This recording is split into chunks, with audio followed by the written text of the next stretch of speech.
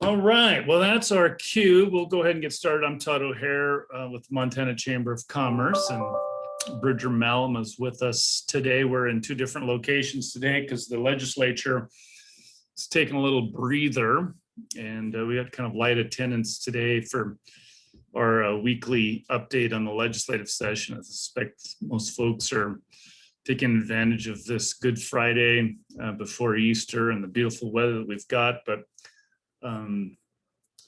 despite the fact that it's a little slower perhaps today in the business world, it was a busy week, and Bridger, it was incredibly busy at the legislature this year. And so why don't we turn to, before we get started, just as another kind of legal reminder, we record this portion of our discussion and then we shut the recording off and then open it up to questions and answers. And so after Bridger and I get done discussing this week, we'll shut the recording off and feel free to jump in with any questions that you might have. And so with that, Bridger, big week at the legislature again this week. How'd the Montana Chamber fare on our legislative priorities?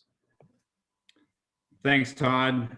Yeah, so now that they've taken their break, I also took off for the Flathead Valley. So yes, we are in two different locations, but yeah, very, very exciting, busy week. And a lot of that, Todd, was due to the fact that transmittal deadline for revenue appropriation type bills, that transmittal deadline, again, where it has to either cross to the other body or fail in the body that it currently was, that deadline is next Thursday. And so it was kind of interesting to have, of course, this legislative Easter break, of which they're off today and this coming Monday. And so usually how this goes is you have to kind of work your schedule backwards if you have a bill that you care about from a transmittal date. If you're kind of late in the process to get it done, you need to have essentially at least the transmittal day itself to have third reading, and then you got to back it up a day for second reading.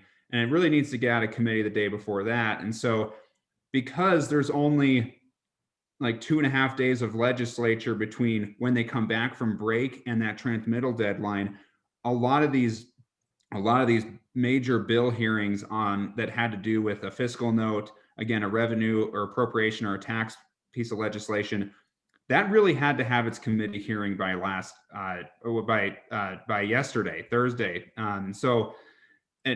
So with that in mind, it turned into a pretty big week, and on a few things. I mean, there were obviously some major tax reform concepts put forward, whether it was income tax or property tax.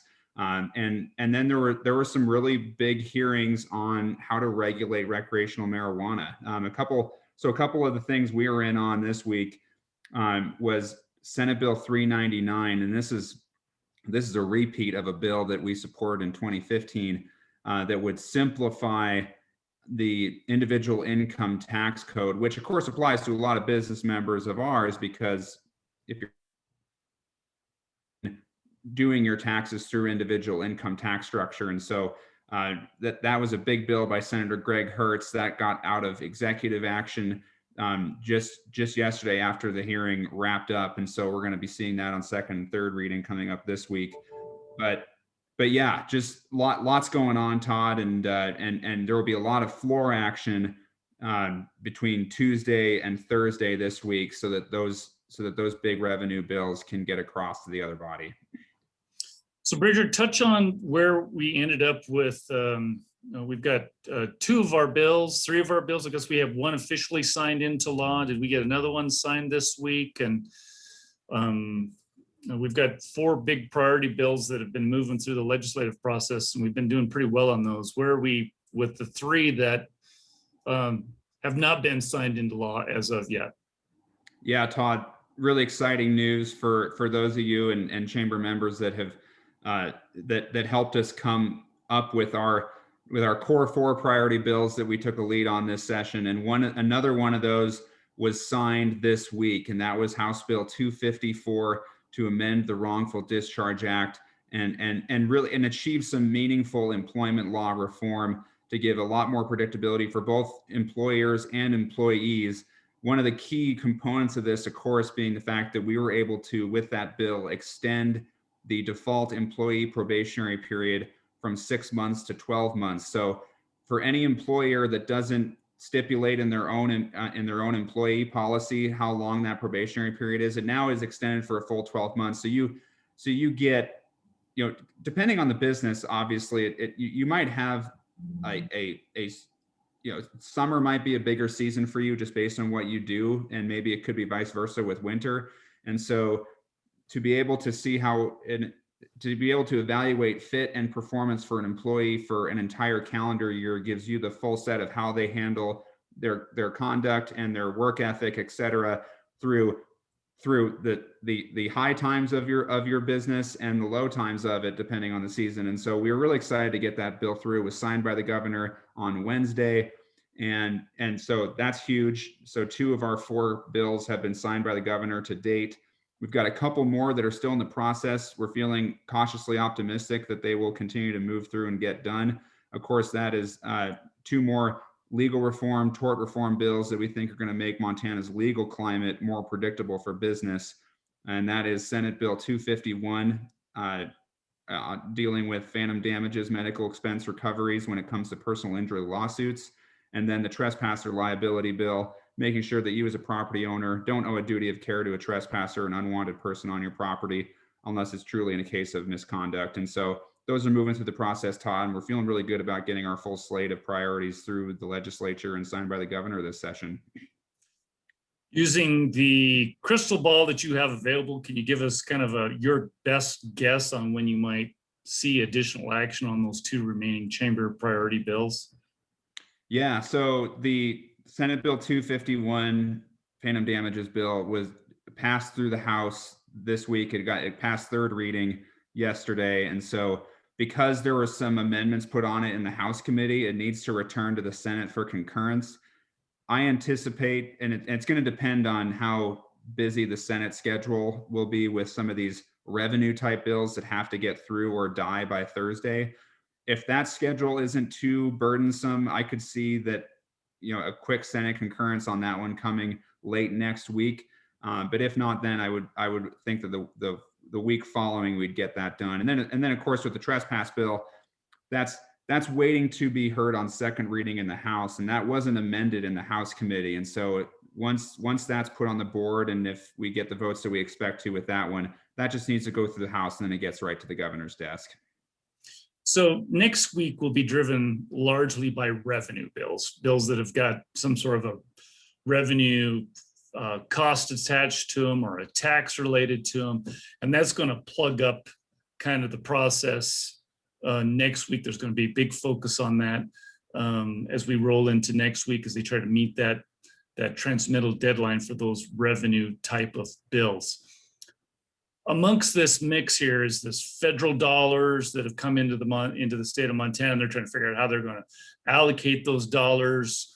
Then there's this piece out there related to one of the strings attached to those federal dollars has to do with whether or not a state can have its own sort of tax cuts. And then we've got the marijuana piece that also fits into this, which is part of the governor's kind of the way he is balancing his budget. So can you help us sort through this convergence of a bit of a dust storm that we see that's going to kind of come to some sort of a head next week?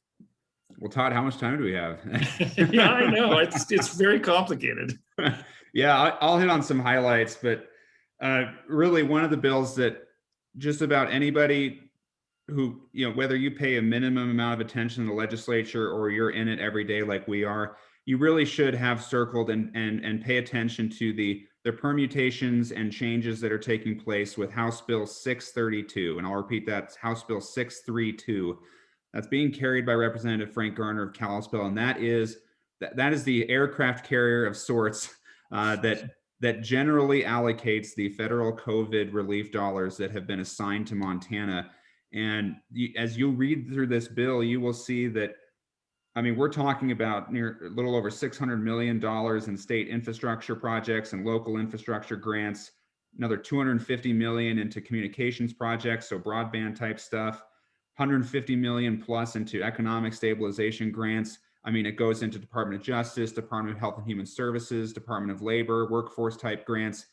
And so what you'll find with this bill that did just pass the House this week, so that has already met the transmittal deadline, but many more discussions are going to take place in the Senate, is that the legislation, you will see it has some of these high level numbers of how much money is going to go into this bucket, if you will. And there's going to be different buckets based on some of the issue sets I described. The key factor, though, that people are going to need to pay attention to long after this session does its sine die is that the legislature now is just saying, okay, we're going to put, X $100 million into this issue area. Now it's going to be up to that issue area's interim commission, as they're being dubbed, to actually evaluate proposal by proposal and allocate the money on that more granular basis. And so with taking infrastructure, for example, you're going to see in the bill that there's that 600 plus million put forward to that. And then there is a commission assigned, and this is made up of legislators and appointees of the governor. And that commission has duties really within the next several months here, not a huge time frame to decide what to do with that money on a case by case basis. And of course, the other factor here, Todd, is the continuing guidance from the federal government it's still ongoing, and it's going to take probably several more months to know what are some more of the sideboards that some of these issue area commissions are going to have to take into account when they allocate these dollars.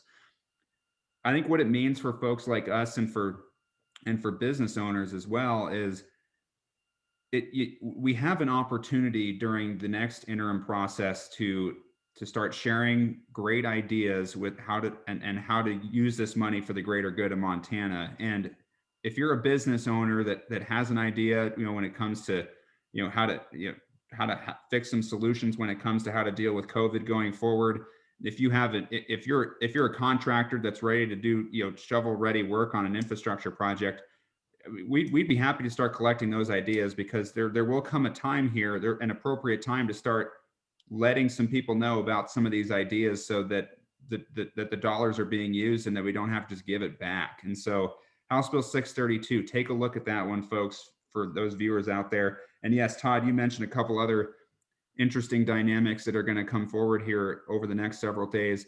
I did mention the marijuana issue, and that there were several competing proposals heard in both House Business and Labor and House Taxation committees just this last week over not only how to regulate the new recreational industry, but